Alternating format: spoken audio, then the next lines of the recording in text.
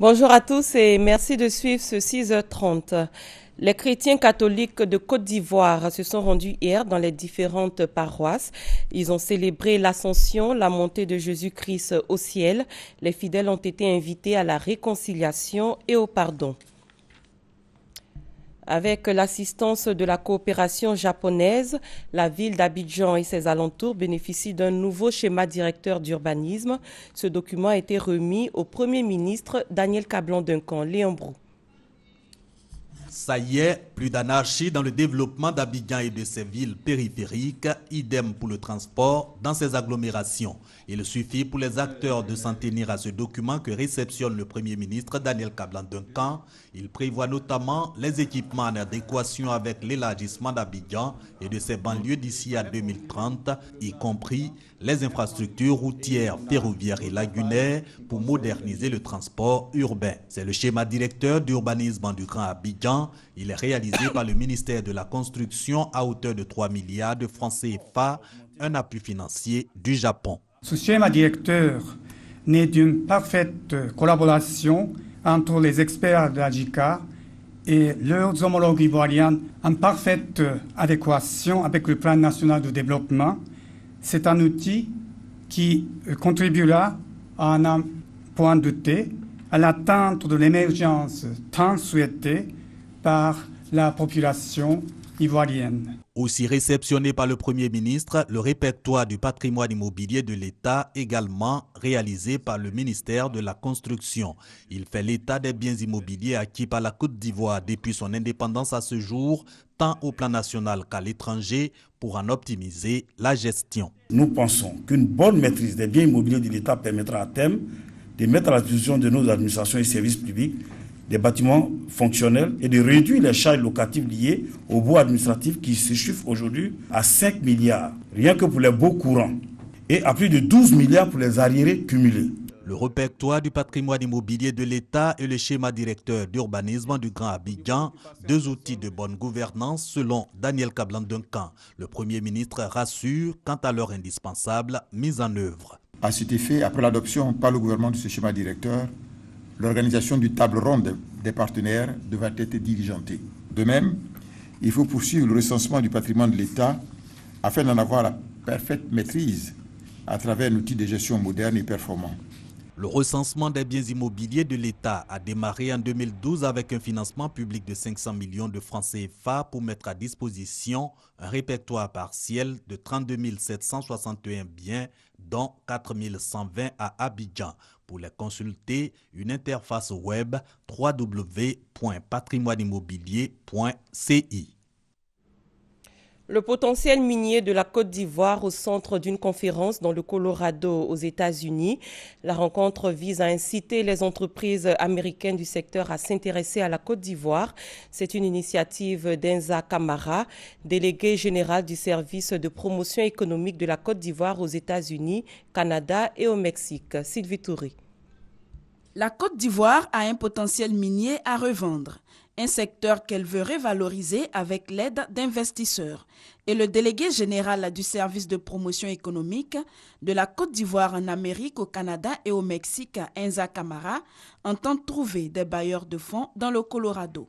Un état stratégique car le seul aux États-Unis dont l'économie est orientée vers les industries de pointe, avec la présence de grands centres de recherche sur les mines. C'est une bonne opportunité pour établir un contact, un partenariat entre Américains et Ivoiriens. Je souhaite que la Côte d'Ivoire en bénéficie. Une conférence y a donc été initiée, occasion pour le ministre Jean-Claude Brou de partager avec les acteurs miniers américains la vision du gouvernement. Vous constaterez que depuis 2012, la croissance est très forte en Côte d'Ivoire.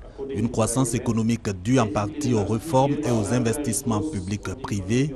La situation financière de mon pays est donc vraiment bonne et le gouvernement pense que le secteur des mines peut apporter un plus à cette situation déjà réluisante. Dans le secteur que je dirige, la Côte d'Ivoire approche le développement avec un bon potentiel. Les investisseurs viennent de partout. Nous vous attendons, vous aussi. Jean-Claude Brou a également expliqué aux participants les avantages du nouveau code minier qui, selon lui, fait de la Côte d'Ivoire une destination de choix pour tout investisseur du secteur. Une destination qui bientôt sera celle de quelques entreprises américaines qui envisagent des visites de prospection. Le numéro 3 européen dans la chocolaterie, le groupe français Semois, ouvre bientôt en Côte d'Ivoire, précisément dans la commune de Yopougon à Abidjan. Le maire de la ville, Gilbert Kafana Koné, mobilise ses administrés autour de la future usine de transformation de fèves de cacao. Léon Brou. C'est une fierté à demi-teinte pour la Côte d'Ivoire. Premier producteur mondial de cacao, le pays ne parvient toujours pas à transformer en produit fini cette matière première dont il se targue. Tous les chocolats vendus sur le sol ivoirien sont importés, inconcevable pour le chef de l'État. Ce lundi 18 mai 2015, à Yopougon, Alassane Ouattara va inaugurer une usine de transformation de cacao pour le chocolatier français Semois. Bien avant, le premier magistrat de la commune, Gilbert Kafana Koné, s'entretient avec la presse. Le député maire de Yopougon veut faire de l'inauguration de cette usine, désormais fierté de sa commune, une réjouissance teintée de gratitude au chef de l'État. Nous sommes en ce moment à pied d'œuvre pour accueillir le chef de l'État, lui réserver un accueil populaire.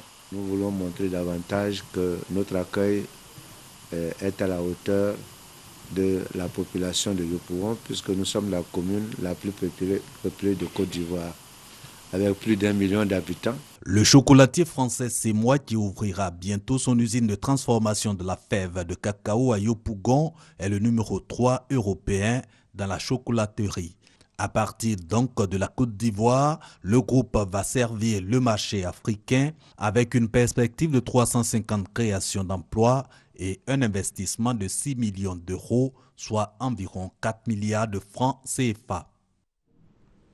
Vavois est une ville à forte potentialité agricole. Pourtant, les populations y rencontrent d'énormes difficultés liées à l'eau potable. Le préfet de la ville en a fait cas lors d'une tournée. Eugène Atoubé. C'est un jour spécial pour les populations de Kwakoukro. Ce gros campement de planteurs allochtones dans la région de Vavois reçoit son sous-préfet. Kwakoukro compte plus de 1000 habitants dont la préoccupation est commune. Le besoin de pompes hydrauliques qui leur permettra de pouvoir consommer de l'eau potable. Notre problème majeur, c'est le problème d'eau. Nous sommes obligés de nous déplacer sur 7 km vers la Guécro pour aller chercher de l'eau. Depuis très fort longtemps, nous avons entrepris plusieurs démarches, mais jusqu'à présent, ils n'ont pas encore abouti. À Kwakoukro, l'on a développé un système de rétention de l'eau sale tombée du ciel à partir de gouttières précaires. Illusion d'avoir de l'eau propre à la consommation. Pour autant, la principale source de ravitaillement en eau reste ce marigot situé au pied d'une montagne. Abreuvoir pour bétail, ce marigot est aussi le point d'eau commun à plusieurs campements alentours, comme Bassinéré et à la Guécro. Ici, l'eau potable pour l'heure est une quête permanente. Partout où nous sommes passés, les populations n'ont pas d'eau. Elles partagent la même eau que les bœufs. Avec tous les risques que cela comporte, c'est une véritable inquiétude. D'abord pour elles-mêmes et pour nous-mêmes administrateurs qui sommes chargés de les encadrer.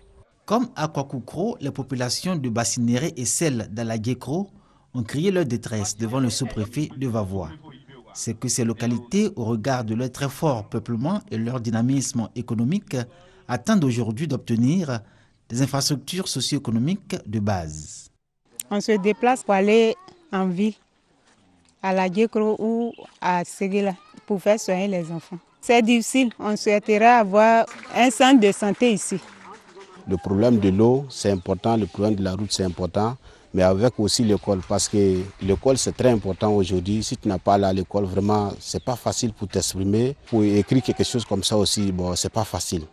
Donc moi, je vois que vraiment, si Bassinéré a eu une école aujourd'hui, bon, c'est trop bon. Des 3 gros campements que sont Bassinéré, Kwakoukro et Alaguécro. Ce dernier, grâce à sa situation géographique, traversée par la nationale qui relie Vavois à Séguéla, est le seul qui bénéficie d'une école. Mais une école vautrée dans une précarité telle qu'elle ne peut faire envie. Ces 3 campements, en revanche, vivent le même paradoxe. Leur non prise en compte dans les projets d'équipement et d'investissement de l'État. Une situation dommageable qui devrait contraindre leurs habitants à favoriser le regroupement de leurs campements, y développer le vivre ensemble, cultiver la solidarité et la paix, ferment de progrès et de développement pour qu'à terme, ils puissent se doter de moyens afin de lotir leur village dans une perspective de développement. La directrice exécutive de la Fondation Petrosi, Touréaya Virginie, offre du matériel agricole à 12 coopératives. La remise de ce matériel a eu lieu dans le village de Sema, à Yamoussoukro. Mamadou Kwasi. Elles en avaient besoin pour booster leur production vivrière. Les 12 coopératives de femmes issues de 9 villages de la communauté Akwa de Yamoussoukro ont reçu du matériel agricole. Matériel composé entre autres de tricycles, de motopompes, de broyeuses de manioc, de pulvérisateurs et de brouettes. Le tout d'une valeur de 10 millions de francs CFA de la part de la Fondation Petrosi dirigée par Virginie Touréaya. Selon la donatrice, c'est là que par le travail que les Ivoiriens pourront hisser le pays vers des nations prospères. Et tant que des personnes, surtout des femmes, demanderont à être soutenues pour lutter contre la pauvreté, sa structure répondra toujours présente. Tout ceci rentre dans la droite ligne de la volonté du chef de l'État, le président Alassane Ouattara, de faire de la Côte d'Ivoire un pays émergent. Jeanne Peumont, conseillère spéciale du président de la République et marraine de la cérémonie, a quant à elle insisté sur la cohésion au sein des coopératives. Car selon elle, c'est de leurs actions concertées qu'elles pourront nourrir l'ensemble des Ivoiriens. Les bénéficiaires, ravis de cet élan de générosité, ont fait une autre doléance à leur bienfaitrice. La construction d'une nouvelle école primaire dans le village de Sema, chose qui va éviter à leur progéniture de parcourir de longues distances pour avoir accès à l'instruction devenue obligatoire depuis quelques années en Côte d'Ivoire. Au plan international, c'est la confusion au Burundi. Le numéro 2 du mouvement putschiste a reconnu hier l'échec du coup d'État contre le président Pierre Nkurunziza. Selon lui, le mouvement a rencontré une trop grande détermination militaire pour soutenir le système au pouvoir. Et pendant ce temps, le président Pierre Nkurunziza a annoncé son retour dans le pays après avoir été bloqué en Tanzanie. En Israël, presque 2 mois après les élections législatives, le Premier ministre Benjamin Netanyahou a présenté hier le nouveau gouvernement. Des membres de l'extrême droite nationaliste et religieuse ont obtenu des postes clés. En Afrique du Sud, plusieurs centaines d'habitants de Soweto ont manifesté hier. Ils protestaient contre la compagnie nationale d'électricité ESCOM. Plusieurs quartiers de ce township ont connu une panne d'électricité de près de 10 heures vendredi dernier. Et c'est la fin de ce 6h30. Merci de l'avoir suivi. L'information continue sur www.rti.ci. Très bon début de journée à tous et à toutes.